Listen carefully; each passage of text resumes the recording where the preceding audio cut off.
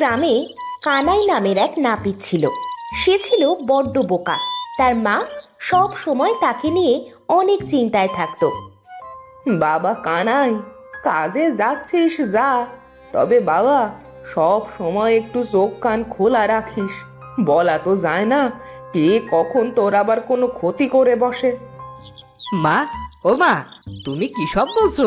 আমার চোখ কান তো সব খোলাই থাকে, রাত ছাড়া বন্ধই করি না। তুমি থাকো, আমার দোকানে যেতে হবে। হায় রে কপাল, বোকা শোকা ছেলেটাকে নিয়ে যে কিভাবে বেঁচে আসি। কিরে কানাই, আজ এত সকাল সকাল কাজে চলে এসেছিস? হ্যাঁ গো বেড়াল ভাই, আমাকে যে অনেক টাকা কামাতে হবে। টাকা নাই? এত টাকা কামাই করে কি করবি? বলি বিয়ে টিয়ে করেছিস নাকি রে? বিয়ে তো অনেক টাকার ব্যাপার, তাই অনেক টাকা তো কামাতে হবে, তারপর তো বিয়ে করব। শোনো শোনো শোনো, মন দিয়ে শোনো। রাজকুমারীর কঠিন অসুখ, ঔষধের প্রয়োজন। যে পারবে রাজকুমারীকে সুস্থ করতে, রাজা তাকে দেবে অনেক ধন। শোনো শোনো শোনো, শোনো দিয়া মন।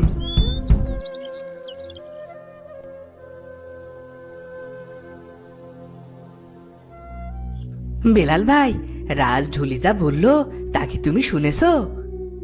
তার বলতে রে কানাই, রাজকুমারীকে সুস্থ তো আমিই করব। যাই, রাজকুমারীকে সুস্থ করতে বের হই। আরে ও বেলাল ভাই, আমাকেও একটু বলো, কোথায় গিয়ে রাজকুমারীকে সুস্থ করবে? ঘোড়ার ডিম আনতে যাই, ঘোড়ার ডিম দিয়েই তো রাজকুমারীকে সুস্থ করব। যত সব বলদের বলদ, শুভ কাজে বাধা দেয়। কি ঘোড়ার ডিম? রাজকুমারী সুস্থ হবে ঘোড়ার ডিমে? আমারও ঘোড়ার ডিম খুঁজতে হবে। যদি পেয়ে যায় তাহলে রাজামশাই খুশি হয়ে অনেক সোনা দানা ধন দৌলত দেবে। দোকান আজ বন্ধ করে মাকে এই সুখবরটা দিয়ে আসি। ও ও ভাই কানাই, দোকান বন্ধ করে কোথায় যাচ্ছ? আমার যে চুল কাটতে হবে। না ভাই, আজ আর পারবো না, আমাকে আজ ঘোড়ার ডিম খুঁজতে হবে। ঘোড়ার ডিম? তা ভাই কানাই, তুমি কি জানো কোথায় ঘোড়ার ডিম পাওয়া যায়? তা তো জানি না ভাই। আচ্ছা, তুমি কি জানো? এই তো কানাইকে বোকা বানানোর সময়। কি ভাই, কথা বলছো না যে? হ্যাঁ হ্যাঁ, আমি জানি কোথায় ঘোড়ার ডিম পাওয়া যায়, তবে এর আগে আমাকে বিনামূল্যে চুল কেটে দিতে হবে, তবেই বলবো। চুল কাটার বিনিময়ে ঘোড়ার ডিমের সন্ধান? এটা তো সুবর্ণ সুযোগ। আমি এখনই চুল কেটে দিচ্ছি, তুমি বসো বসো। কানাই লোকটির কথা মতো তাকে বিনামূল্যে চুল কেটে দেয়। বিনামূল্যে চুল কাটার পর কানাই বলে, এই তো ভাই, তোমার চুল কাটা শেষ। এবার তাড়াতাড়ি বলো, ঘোড়ার ডিমের সন্ধান বলো। ফাও ফাও চুল তো কাটা শেষ, এবার বোকা বানিয়ে এর কাছ থেকে কিছু টাকা হাতিয়ে নি।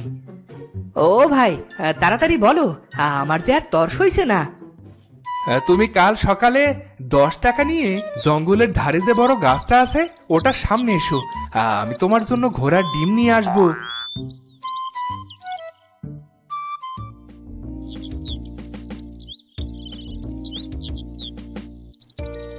যেই ভাবা সেই কাজ। কানাই বাড়ি চলে আসে। এরপরে তার মাকে সব কথা সে খুলে বলে। আরে কানাই, লোকটা তোকে মিথ্যে বলেছে, ও তোকে বোকা বানিয়েছে। না মা, তুমি বুঝতেই পারোনি। আমাকে কাল 10 টাকা দেবে, আমি ভোরেই বের হব। কানাইয়ের মা তার ছেলেকে কিছুতেই বোঝাতে পারছিল না। এদিকে কানাই তখনও অনড়।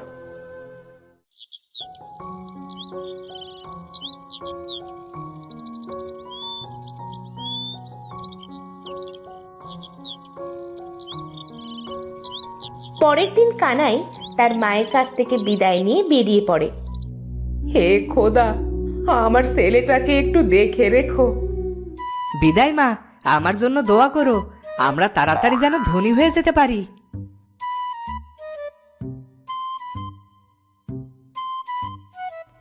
কানাই কাঁধে পুঁটুলি বেঁধে জঙ্গলের ধারে আসে। কিরে ভাই কানাই, এত দেরি করলি কেন? তোর এই ঘোড়ার ডিম নিয়ে সেই কখন থেকে বসে আছি। দাও ভাই দাও, ঘোড়ার ডিমটা এবার আমার হাতে দাও না। এই নাও টাকা। তা কানাই, তরমুজ তো নিলি না, মানে ঘোড়ার ডিম তো নিলি না। এবার ডিম ফুটে ঘোড়ার বাচ্চা বের হলে কি করবি? আরে তাই তো, এখন কি করি? এই নে আমার গামছাটা নে। ডিম ফুটে ঘোড়ার বাচ্চা হলে এই গামছা দিয়ে বেঁধে দিস। আমি আসি এখন।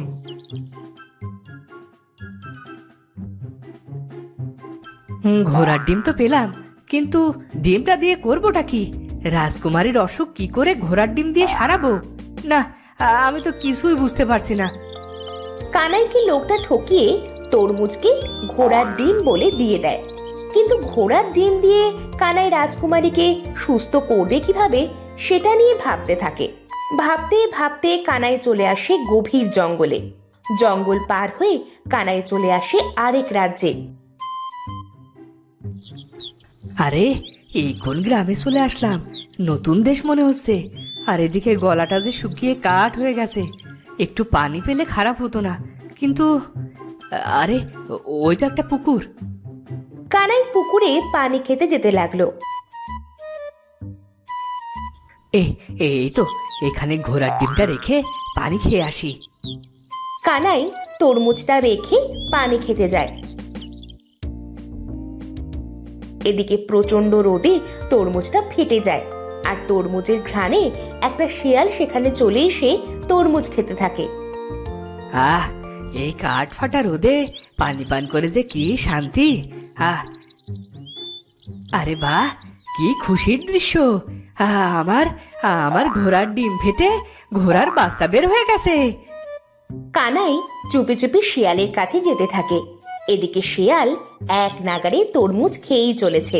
কানাই তার হাতের গামছা দিয়ে শিয়ালকে পিছন থেকে বেঁধে ফেলে। এই তো আমার ঘোড়া ছানা, ধরে ফেলেছি তোমায়। একটু হলেই তো আমার ঘোড়ার ডিমের ছানাটি হারিয়ে ফেলতাম। কানাই শিয়ালকে ঘোড়ার ডিমের ছানা ভেবে গামছা দিয়ে বেঁধে নিয়ে যাচ্ছিল। তখনই গ্রামের কয়েকজন লোক তার কাছে আসে। আরে দেখ দেখ, ওই ছেলেটা অবশেষে দুষ্টু শিয়ালকে ধরেছে। হ্যাঁ, পাজি শিয়ালটা আমাদের ক্ষেতে সব আখ নষ্ট করে দিয়েছে। ওকে ধরার জন্য আমরা কতই না ফাঁদ পেতেছি, কিন্তু ধরতেই পারিনি। তা বাবা, তুমি কে? আগে আমি কানাই, পাশের রাজ্যে আমার বাড়ি।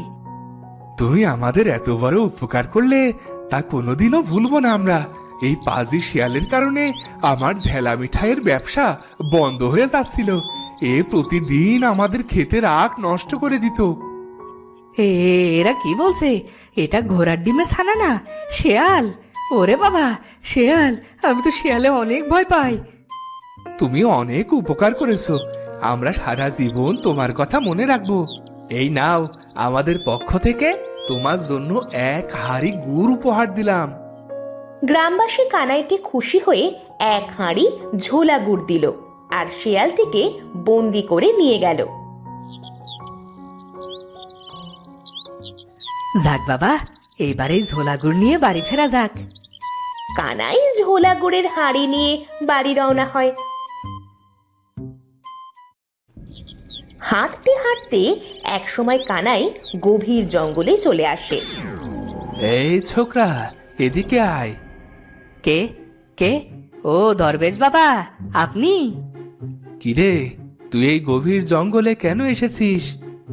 কানাই দরবেশ বাবাকে সব কথা খুলে বলে। বুঝতে পেরেছি কানাই, তা তুই এই ঝোলা গুড় নিয়ে কি করবি? এই গুড় আমি রাজকুমারীর অসুখ সারানোর জন্য দেব। দে, তোর ঝোলা গুড়ের হাড়িটা আমার কাছে দে। দরবেশ বাবা কানাইয়ের ঝোলা গুড়ের হাঁড়িতে ফুঁক দিয়ে দেয়। এই নে কানাই, এবার এই ঝোলা গুড় যে কোনো অসুস্থ ব্যক্তি খেলে সে সাথে সাথেই সুস্থ হয়ে যাবে। আর শোন, আর কখনো বোকামি করিস না বাবা, একটু সাবধানে থাকিস। ঠিক আছে দরবেশ বাবা, এবার তাহলে আমি যাই।